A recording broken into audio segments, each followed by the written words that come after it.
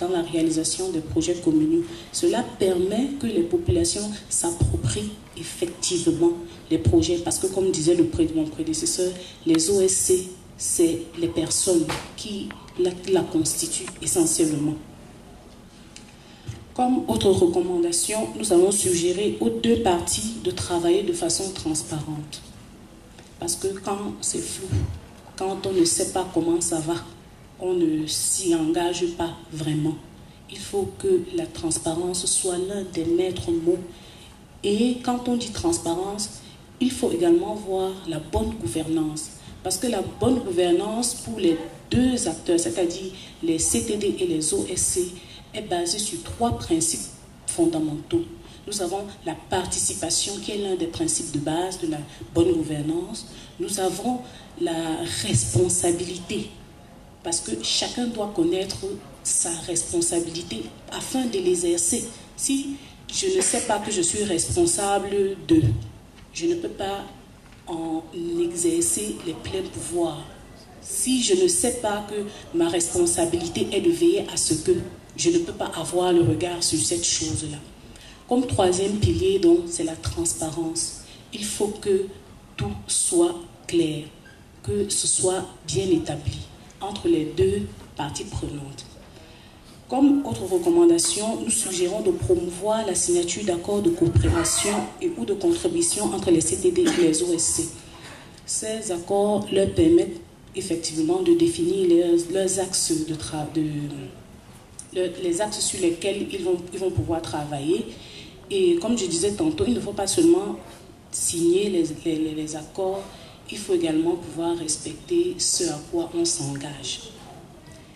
Et comme autre recommandation, nous allons suggérer d'élaborer pour les activités qui le permettent des manuels de procédure en vue de capitaliser les acquis et diligenter le traitement des dossiers irrelatifs. Parce que quand on a un manuel de procédure concernant un aspect particulier, on sait que quand on reçoit peut-être telle ou telle correspondance, c'est telle personne qu'il faut rencontrer. Ça permettrait de limiter le temps qu'on perd à fouiller, à hésiter, à ne pas pouvoir s'engager sur quelque chose. Maintenant, s'agissant particulièrement, parce que là, elles étaient globales, je voudrais maintenant m'appuyer sur le secteur du développement urbain. Donc, s'agissant particulièrement des projets de développement urbain, il est recommandé pour le renforcement de la synergie entre les CTD et les OSC. Cela est présenté sous trois aspects. Le premier aspect, dans l'aspect de la politique et de la gouvernance.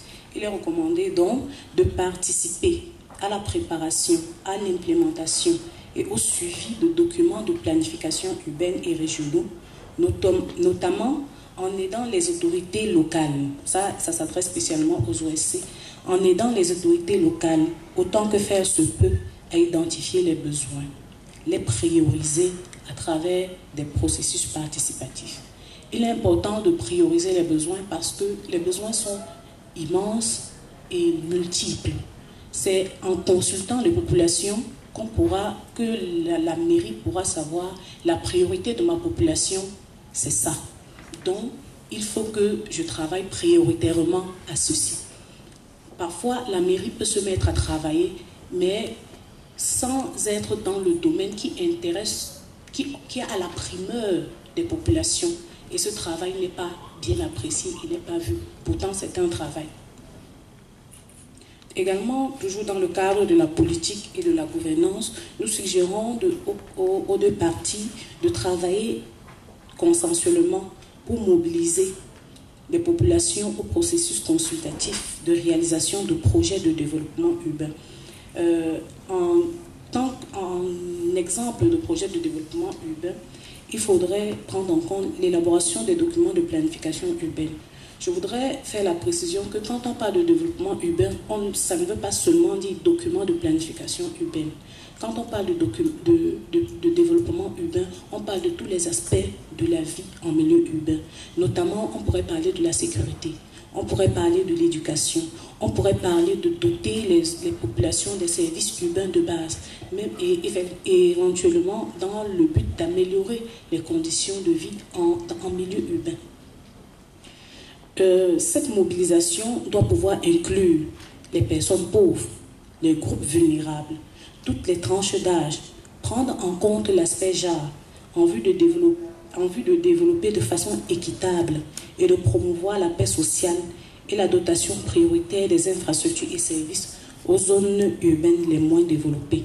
Il faudrait qu'un accent soit mis sur les zones urbaines les moins développées parce que il ne faudrait pas que dans une même ville, comme dit quelqu'un, qu'il y ait des Tanga Nord et qu'il y ait des Tanga Sud. Il faudrait que les mairies fassent d'efforts de mettre au service de leur population, de mettre à la disposition de leur population les mêmes services, qu'on soit à Bastos ou bien qu'on soit, c'est pas moi, à Antabalonka, qu'on ait le même service, c'est-à-dire que quelqu'un de Taba puisse se rendre à l'hôpital, pareillement comme quelqu'un de Bastos se rend à l'hôpital. On ne va pas demander, c'est pas le style d'habitat, mais c'est la fourniture du service. Qu'on puisse avoir l'eau dans les deux quartiers.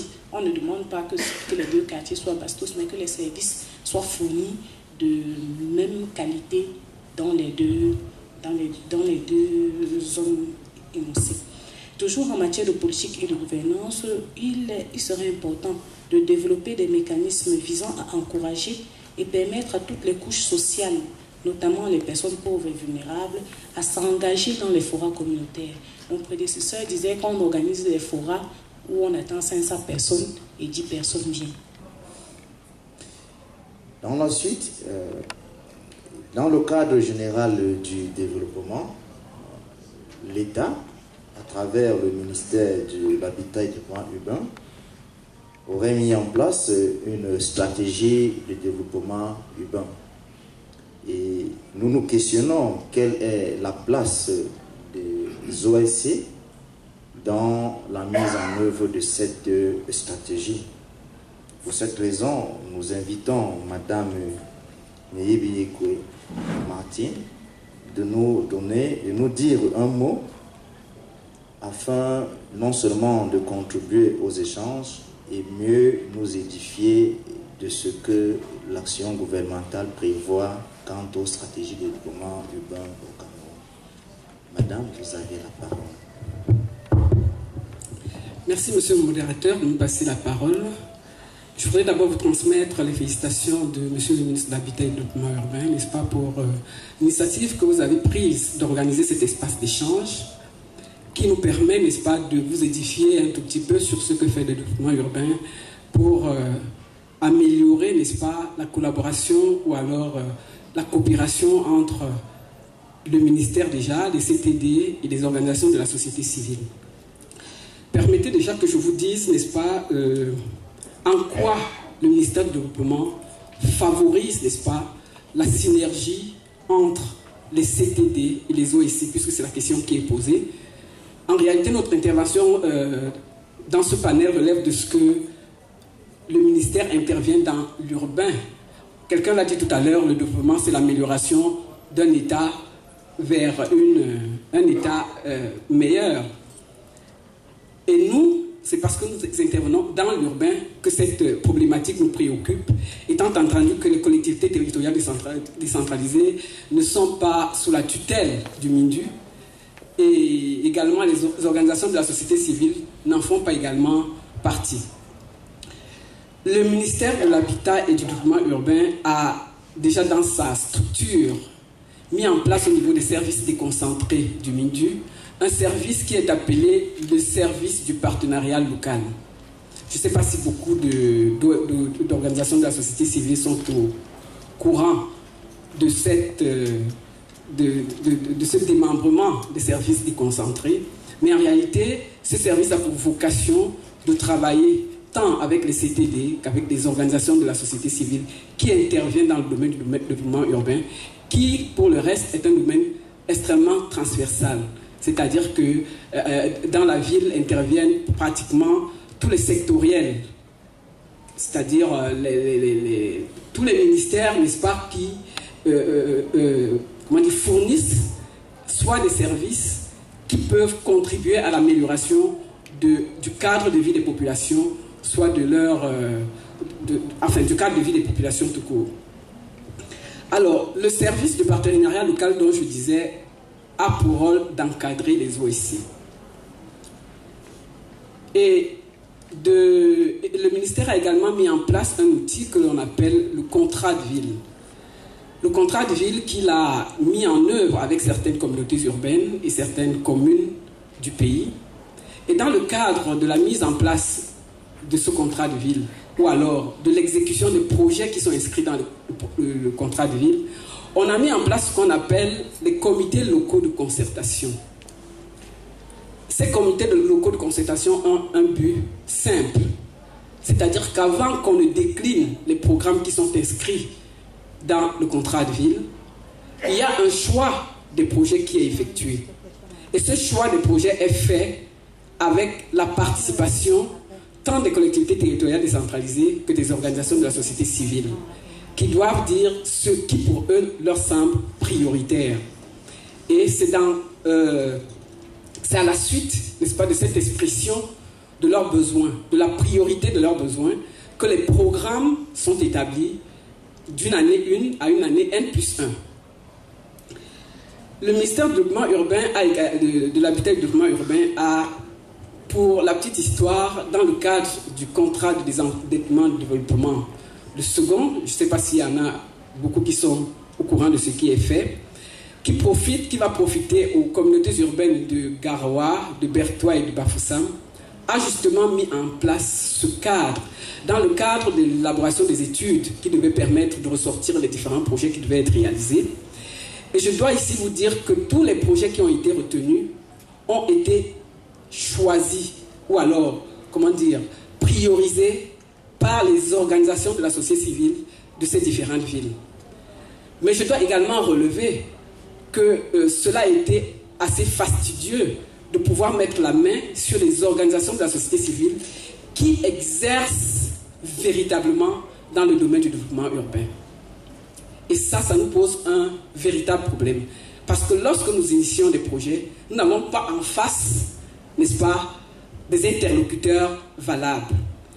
Et pour pallier à cela, ce que le ministère du développement urbain attend des OSC, c'est qu'elles se structurent véritablement, qu'elles choisissent, qu'elles définissent les domaines de compétences et qu'elles se fassent normalement enregistrer soit auprès des communes avec lesquelles elles travaillent, soit auprès des structures de l'administration territoriale de leur territoire de compétences. Parce qu'il nous est arrivé plusieurs fois de demander à nos chefs de service de nous faire le répertoire des organisations de la société civile pour qu'elles soient impliquées dans l'exécution des micro-projets, tout au moins en sous-traitance. Mais je dois dire à la vérité que nous n'avons pas pu avoir des listes, n'est-ce pas, qui soient pertinentes. Donc c'est un appel que je formule, n'est-ce pas, à l'endroit des OSC. Je voudrais dire que les OSC, pour nous, devraient être des forces de lobbying, des forces de médiation, des forces je voulais dire, des forces de plaidoyer. Parce qu'elles doivent porter à l'attention, n'est-ce pas, du département ministériel, les besoins et les problématiques qui se posent à leur niveau. Pour que lorsqu'on élabore les programmes d'intervention, qu'on puisse prendre en compte, n'est-ce pas, ces préoccupations. Et je dois le dire, et c'est pour ça que je voudrais insister sur l'importance du service du partenariat local. Parce que généralement, lorsqu'on veut initier des projets au niveau des services centraux, on s'adresse à ces services déconcentrés qui très souvent n'ont pas de la matière par rapport, n'est-ce pas, à l'expression des besoins des OSC de la localité. On attend également que les OSC aient, comme je le disais tantôt, un savoir-faire avéré. Vous voulez travailler avec les CTD. Nous, dans le cadre de contrat des endettements en développement qui va profiter de Bafoussam, de Bertoua et de Garoua, nous avons mis en place un mécanisme qui pourrait permettre aux OSC de participer à la commande pour des activités qui vont être, comment dire, assurés, pour lesquels les communes vont être les maîtres d'ouvrage. Je ne sais pas, au moment où je vous parle, si à Bafoussam, si à Bertois, si à Garoua, il y a un embryon même de structuration. Parce que moi, il y a une semaine, j'étais à Garoua. Et ce qu'on a pu entendre des OSC, c'était juste des forces de critique. C'est-à-dire qu'il n'y avait pas de forces de proposition. C'était simplement pour dire que oui, la CTD ne veut pas qu'on regarde ceci. La CTD, non, il ne s'agit pas. Je ne pense pas que ce soit là le rôle prééminent de l'OSC. L'OSC doit venir avec son savoir-faire. Montrer à la commune qu'elle a un savoir-faire qu'elle veut partager avec elle. Et en quoi ce savoir-faire peut permettre, n'est-ce pas, de contribuer au développement des populations. Parce que c'est de ça qu'il s'agit. Quelles que soient les structures que nous mettons en place, elles doivent contribuer au développement de la population, au bien-être de la population. Et là, je vous assure, on parlait des approches à haute intensité de main-d'œuvre, parce qu'il y a des activités pour lesquelles on souhaiterait que la mise en œuvre se fasse par les approches à haute intensité de main-d'œuvre. Et dans ce cadre-là, pour trouver la ressource qui va permettre de travailler, on a besoin des organisations de la société civile. Parce qu'elle est à même de mieux identifier les différentes, les différentes qualifications, les niveaux de qualification de la ressource dont elle dispose. Parce que le leitmotiv du ministère de l'Habitat et du Développement urbain, c'est que là où passe le projet, c'est là qu'on doit recruter la ressource. On ne doit pas l'importer dans une localité voisine. Mais